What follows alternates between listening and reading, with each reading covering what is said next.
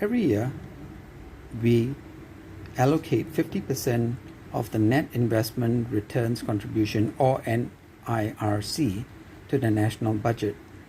I would like to know what happens to the other half. Also, why can't the monies be dispensed to our fellow Singaporeans, especially during these trying and unprecedented times? Thank you. Well, that's another serious, deep question, and well worth a straight answer. First point, why do we even have reserves? And the answer is, we have significant reserves because the Pioneer generation and Merdeka generation operated on the basis of always spending less than what you earn. And over 55 years, we've built up that reserve. So never forget that we are one of the few countries in the world with significant reserves, and it is because of values. That's the first point.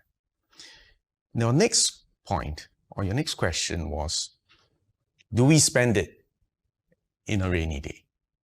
And if you look now, we are in the midst of the crisis of our generation, and we are using the reserves for a rainy day.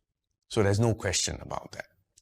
Your other question was, why 50% for now, and what happens to the other 50% of the NIRC?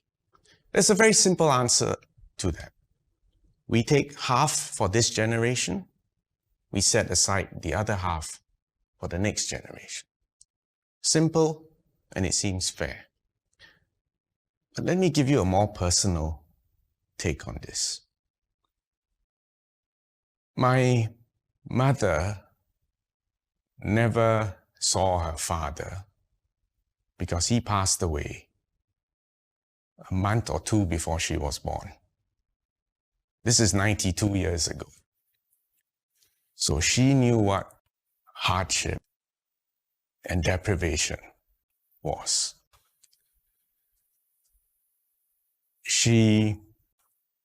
All her life after that, she couldn't really spend money. She was always worried about a rainy day, and she was always saving and squirreling money. She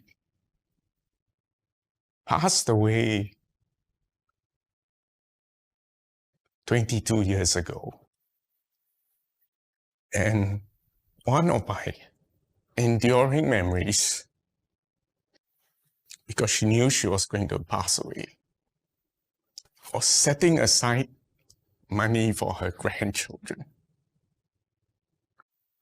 And as I saw her doing that and making those arrangements, I knew this was money that she did not spend on herself,